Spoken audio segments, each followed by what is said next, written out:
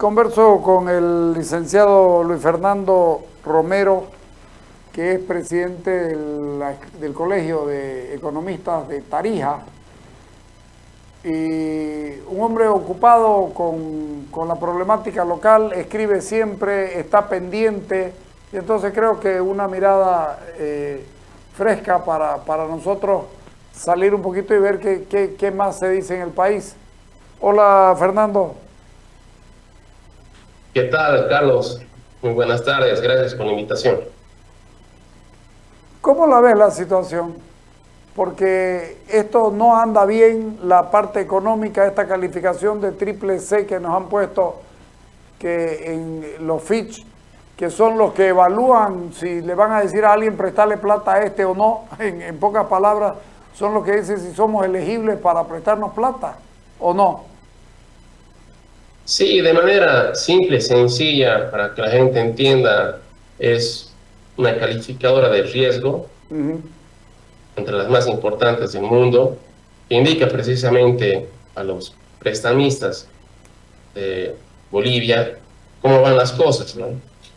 Yo lo comparo como cuando la central de riesgo, que seguro conoces, te Claro. pone una calificación negativa, ¿no? Entonces, cuando uno lleva el historial, entonces ahí salen las notas y te dicen, no, este amigo es riesgoso prestarle dinero, ha incumplido sus pagos y nos ponen ciertas calificaciones. Lo mismo pasa a nivel internacional. El Fitch ministro, Ratings. el ministro dice que nosotros no hemos incumplido nunca un pago y que nuestra deuda llega al 48% y no al 60 y tantos o 70 y tantos, que no es correcto lo que está diciendo Fitch. Y discutirse de esa manera no tiene sentido porque lo cierto es que ya nos pusieron esa calificación y el que nos quiera prestar, nos va a prestar, pero pidiéndonos más interés precisamente por el riesgo, ¿no? Claro que sí. Por eso es como los bancos, ¿no?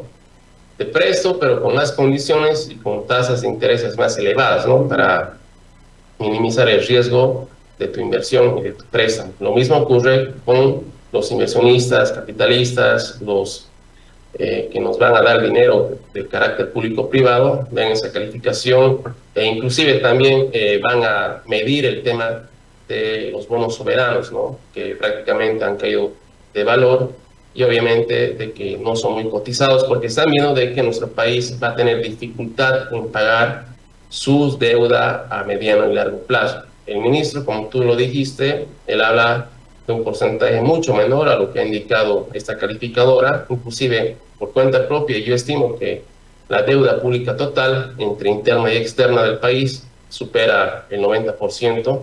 Y a Del veces PIB. cuando escucha al ministro pienso que nos comportamos como un niño que cuando le dan la nota de reprobación uno no acepta, ¿no? Y va a refutar, profe, por favor, aquí está mal corregido, aquí hice bien, pero creo que cuando ya suman otros informes que ya no ocurrió la sesión pasada, creo que no se puede tapar el sol con un dedo. 90% del PIB puede ser. Sí, exactamente. ¿En qué se basa tu observación? Porque es complicado. Hay otros, que no se, No, hay otros que te dicen que estamos muy mal, pero no se animan a decir tanto. bueno, yo generalmente siempre me manejo con información oficial. Ya. El Banco Central de Bolivia, aunque no esté totalmente actualizado sus datos, tiene información hasta septiembre de la sesión pasada, entonces revisando su deuda externa, pero también la deuda interna, que contempla la del Banco Central de Bolivia, pero también del TGN, interna y externa, sumando también las deudas que tenemos y se debe considerar la deuda interna de las empresas estatales, sumando todo eso es fácilmente el 90% de nuestro Producto Interno Bruto. Que claro, el gobierno solamente considera como deuda pública la deuda externa y por eso presenta indicadores más bajos. Claro, pero hoy día él decía que no puede haber, no se puede considerar las deudas y el PIB si no se ven los dos elementos. Y se hizo un lío, no pudo explicarlo esto, no pudo, la verdad que bastante pobre la explicación y lo deja uno con más dudas.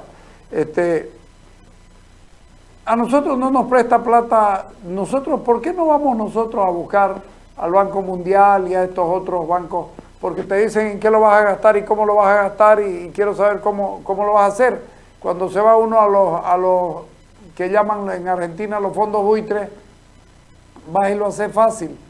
Le decís, les pago tanto y te dicen, no, págame tanto, y si llegas a su precio, lo hacen el negocio, no importa cuántos años dure en pagar y cuántos gobiernos tengan que ensartarse con la deuda del anterior. Sí, lo has explicado bastante bien y de manera clara. Por eso la deuda interna es el triple que la deuda externa y ha crecido en más del 130% en los últimos 5 años. ¿Por qué? Porque los organismos tradicionales de financiamiento, BID, Banco Mundial, Fondo Monetario Internacional y demás, ponen condiciones y a veces quieren reajustes en la política económica, lo cual el gobierno actual y el anterior socialista no han aceptado plenamente. Y además ellos buscan que esos créditos sean utilizados para salud, educación, infraestructura, inversión pública, no prestan para otros fines. Como tú lo dijiste bien claramente, en los fondos buitres te prestan bajo algunas condiciones, es ya oferta y demanda, ahí no está importando realmente si vas a crecer o no económicamente hablando en tu PIB, y se fijan también en esas calificaciones, pero al final es un mercado muy separado a lo que maneja directamente el Banco Central de Bolivia, pero ha tenido que recurrir a nuestro país porque su deuda externa está más limitada, más condicionada, yo lo diría, por eso ha recurrido más a la deuda interna, pero sin embargo, a lo que decías anteriormente, yo si me presto del banco, le tengo que devolver dinero, y si me presto también de mi tío o de mi primo, igual le tengo que devolver dinero. Entonces, esa es la deuda interna que debo yo asumir. Entonces, no es que aquí no se tenga que contemplar o contabilizar, se tiene que hacerlo, pero en realidad esto va a tener un costo social muy importante porque nos estamos endeudando de manera preocupante, y además lo más preocupante es de que no estamos generando los ingresos suficientes en términos fiscales para asumir sobre todo la deuda externa, porque nos estamos prestando para pagar más deuda. Claro, ese es nuestro problema. Nuestra billetera está llena de plata prestada y con eso estamos pagando todo y eso se va haciendo una bola grande. Y el otro día salían de nuevo los cuestionamientos. Ya Bolivia no pudo lograr colocar $2.000 millones, ¿no? En bonos soberanos. Sí, precisamente porque las calificaciones negativas hacen de que muchos no quieran comprar esos bonos soberanos y tampoco quieran poseerlos, se quieren deshacer, ¿no? Porque han caído menos de $1. Entonces, la situación es muy complicada porque hay que recordar que el Estado boliviano, a través de sus títulos de deuda, busca financiamiento. Es otra manera de deuda externa, y los inversionistas y capitalistas fuera de nuestras fronteras pues ven estas circunstancias, incluida la escasez de dólares, los bloqueos y paros y demás, y no por nada Bolivia está entre los últimos lugares de la región de Latinoamérica y el Caribe para invertir. Ahora, lo interesante es que el ministro Montenegro dice nuestro problema es de liquidez y no de solvencia. O sea, dice que todavía somos un país solvente y que tenemos crecimiento en Producto Interno Bruto y que tenemos crecimiento en mano de obra y que tenemos crecimiento en varios otros rubros y uno no lo ve ese crecimiento. El trabajo es informal, es absolutamente cuentapropista, eso no entra en las estadísticas más que para los que hacen encuestas y dicen, usted trabajó ¿cuántas veces este mes? 3 veces, entonces hubo empleo. Y eso distorsiona absolutamente todo, ¿no? Sí, es complicado confiar en las estadísticas que saca el INE, el mismo Ministerio de Economía, porque distan mucho de la realidad, ¿no? Y además uno se remite a las pruebas, ¿no?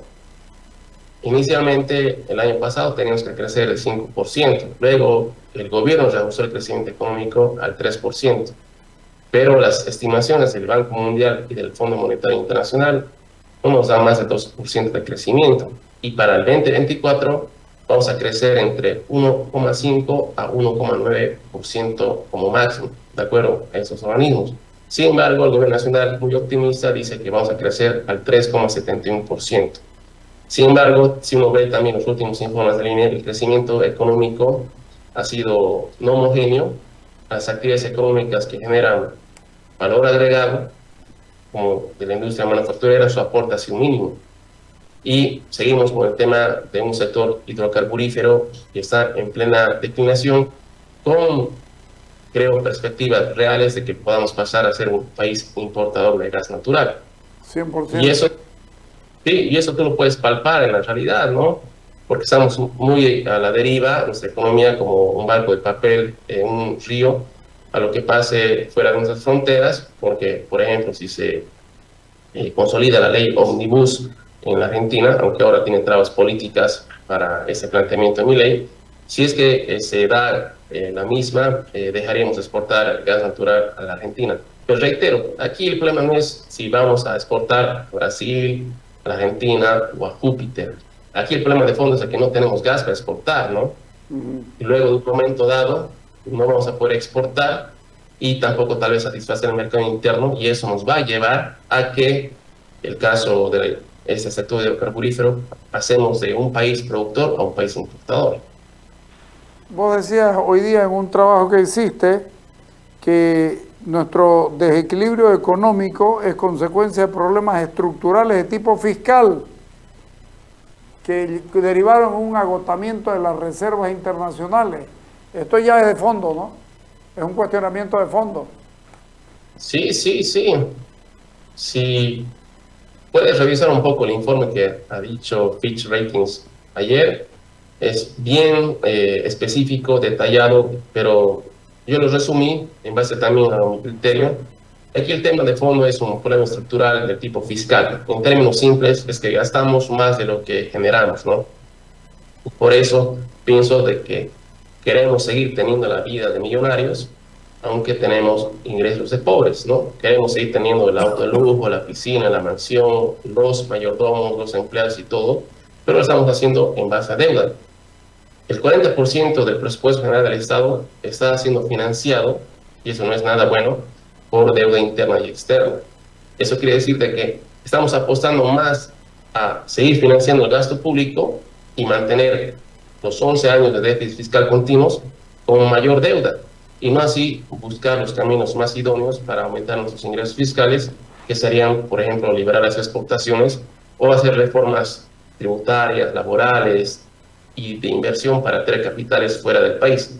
En todo caso, seguimos con ese problema, y eso ha conllevado a que nuestras reservas internacionales hayan caído en un 90% desde el 2014 hasta la fecha, que tenemos menos de 2.000 millones. Y es decir, no tenemos dinero suficiente propio porque tenemos que financiar el gasto público con mayor deuda, y nos está costando pagar nuestras obligaciones, aunque no se quiera reconocer. Y también importa, y el claro ejemplo ha sido el año pasado con el desabastecimiento de carburantes, que aunque el gobierno trate de negar, es evidente de que no hay los dólares suficientes para que la economía tenga un funcionamiento siquiera regular, porque de óptimo estamos bastante lejos. Esto es lo que se llama, si el problema fuera uno estuviera bicicleteando, debiéndole a varios bancos para pagar a uno. De cierta manera sí, porque, reitero, nos estamos prestando deuda para pagar otras deudas, ¿no? No se está destinando plenamente para inversión, educación, para desarrollar los diferentes sectores productivos. Se está prestando, y lo dijo también el Banco Central, ¿no? Cuando hemos monetizado, y por eso te decía internamente, cómo financia un gasto elevado un millonario que no tiene ingresos, ¿no? Es endeudándose o vendiendo sus activos. Y lo que hizo el año pasado El oro. el BCE es vender oro, ¿no?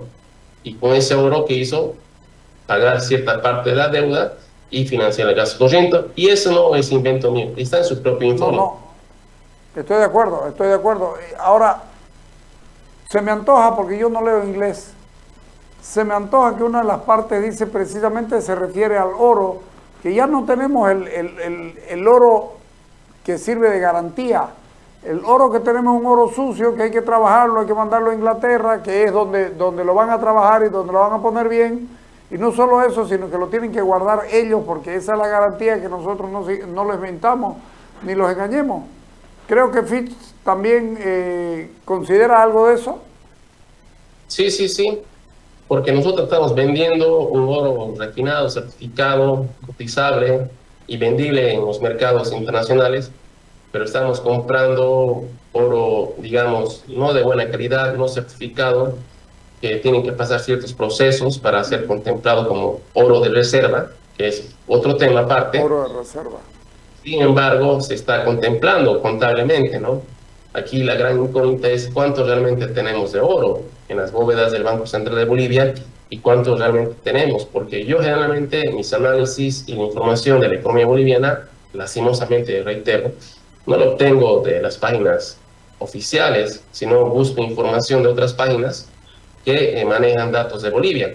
Por ejemplo, el Fondo Monetario Internacional, el Banco Mundial, estas entidades calificadoras de riesgo. Hay también una entidad que es la que ve las reservas de oro de todos los países del mundo. Entonces, hay ciertas diferencias, ¿no? Pero eso sí, hablando con otra gente que es más experta que mí en el área, hemos coincidido de que se está contemplando oro que no debería ser tomado en cuenta como oro de reserva para un banco central, porque todavía tiene que pasar ciertos procesos. No sabemos cuánto cuesta. No sabemos claro, cuánto cuesta. ¿cómo? No sabemos cuánto cuesta ese oro. ¿Qué valor tiene? Se puede estimar a lo que salen en las páginas oficiales, ¿no? Que están cotizadas por onza Troy, ¿no?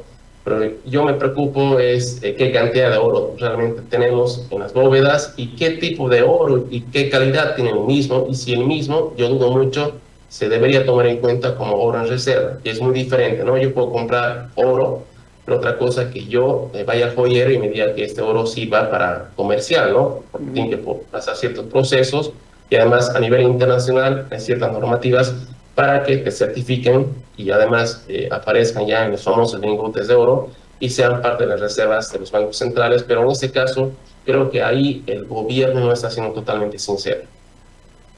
Hablando de la sinceridad del gobierno, a uno le da la impresión, los que hemos vivido la triste época de la UDP, que no estamos en la situación, pero podemos terminar así, porque esto va para abajo, va para abajo, va para abajo.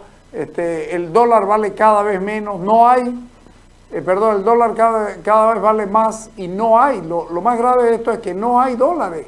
La gente está en problemas.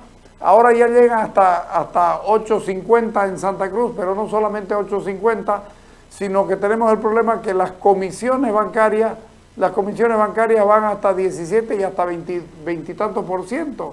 Entonces, ¿qué va a pasar con esto? ¿Hasta cuándo es el momento? Yo supongo que hoy fuera un buen momento para decir, hey, sincerémonos, hagamos un bolsín, hagamos una pequeña evaluación, que por ahí no necesitamos tanto, pero no podemos seguir igual. Claro, los informes que han salido recientemente indican de que hay que hacer ajustes importantes, ¿no?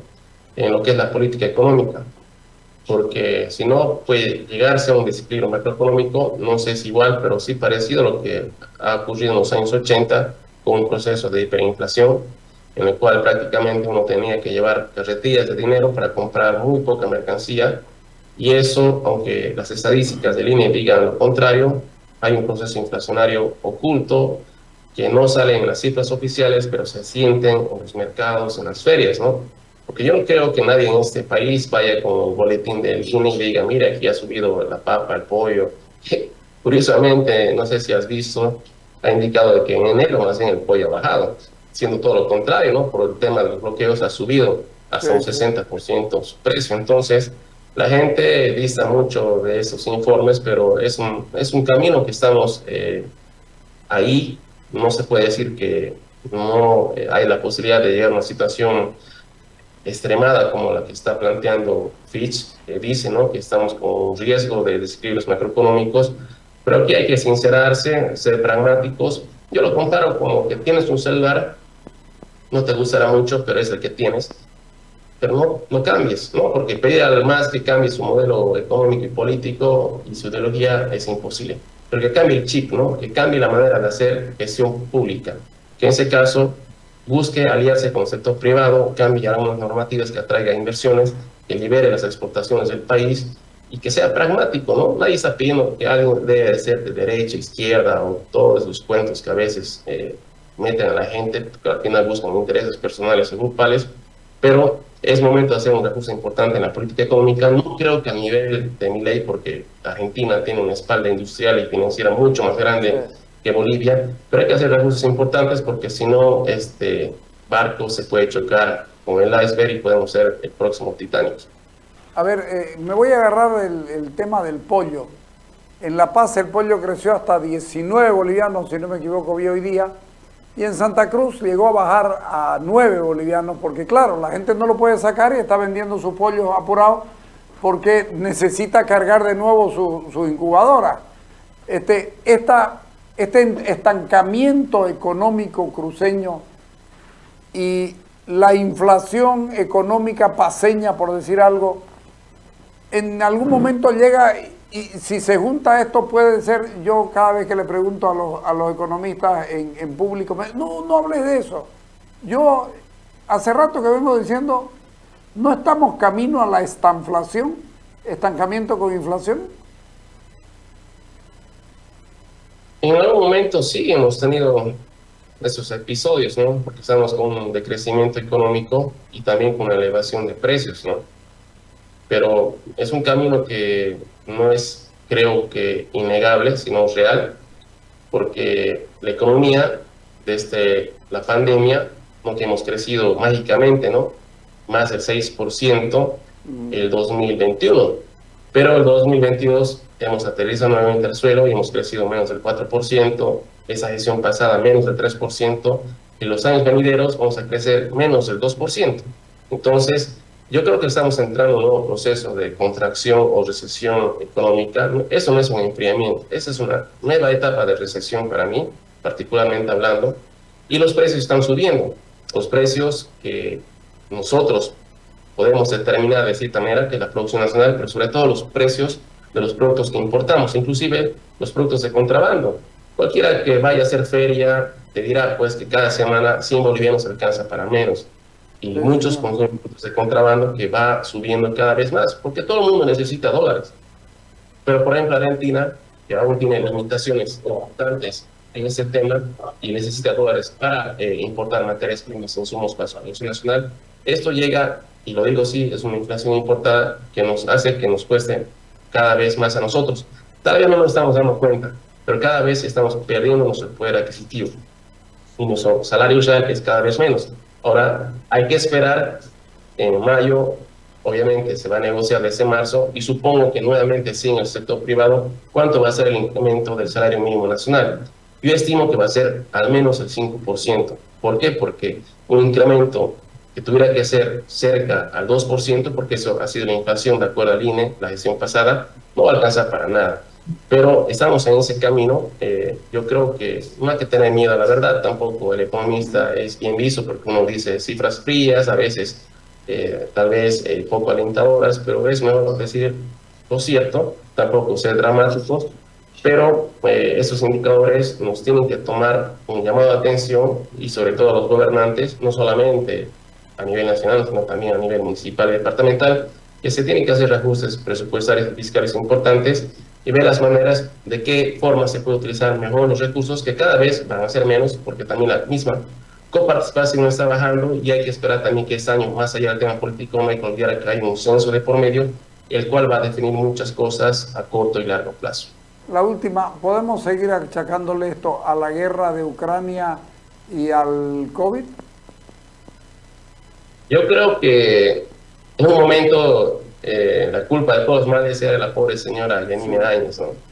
Ya pasó de moda y ya buscamos culpables en otros lugares y falta que busquemos culpables en otras galaxias. Si te fijas, la guerra de Rusia y Ucrania, si bien ha incrementado los costos de algunas materias primas e insumos por tema de transporte, logística, pero cuando se hablaba específicamente del petróleo, más bien el petróleo ha bajado Sí, señor. de precio a $70 el barril. Entonces decir que por eso ahora importar los carburantes es más caro, porque el petróleo es más caro, y por ende importar diésel y gasolina es más caro, eso es una mentira. Así hay que decirlo, ¿no? Pero más bien yo creo que hay que rezar que este año no suba el petróleo, porque nuestro presupuesto general del Estado está en base a $71. Imagínate si subiría a 100, ahí sí estaríamos con la soga al cuello, porque nos costaría mucho más importar.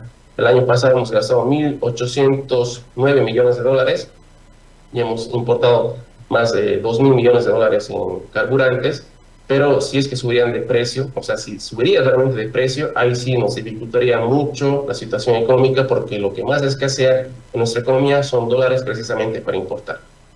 El ministro hablaba hoy día, siempre digo la última y salen de las conversaciones.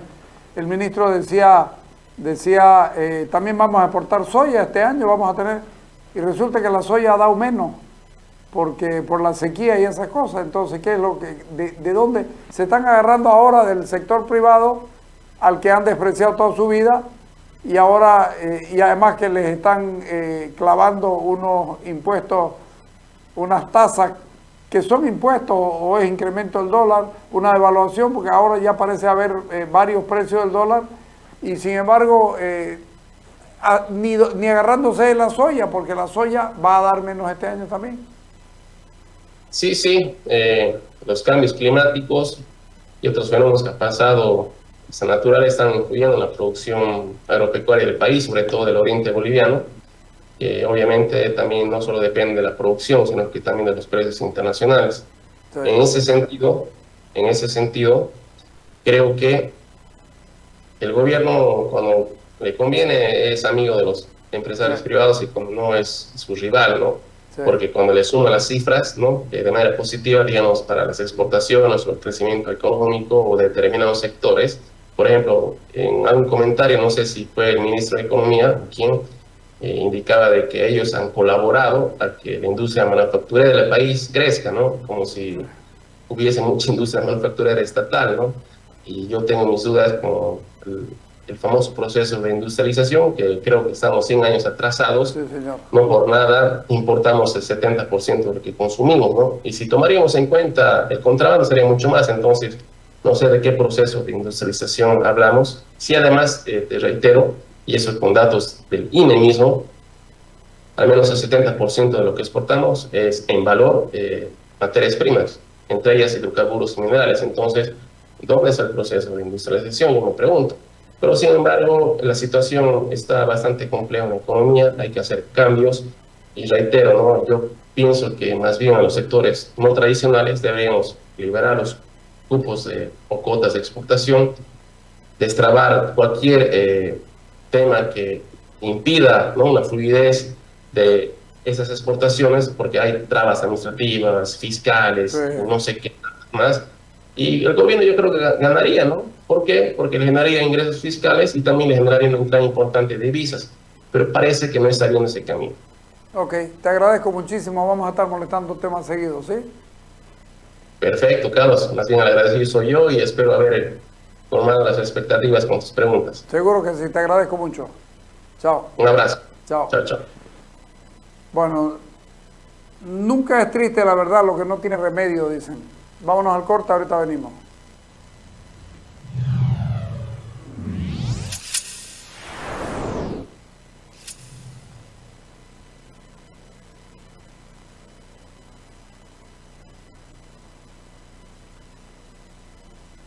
Llegaron los nuevos tomatodos de Chocolate, edición rockera. Hay 3 modelos coleccionables para compartir con tu familia. ¿Qué estás esperando? Buscarlos en tu supermercado favorito. En Tigo tenemos un paquetigo para cada bolsillo y ocasión. Desde 2 pesitos puedes activar un paquetigo que tiene WhatsApp ilimitado para chatear y chatear. Desde 3 pesitos disfruta tus megas ilimitados para ver videos en TikTok, subir tus fotos a Instagram o a lo que más te guste. Aprovecha los paquetigos y elige el ilimitado que más te convenga. Encuéntralos en la app Mi Tigo o en tu tienda de barrio más cercana.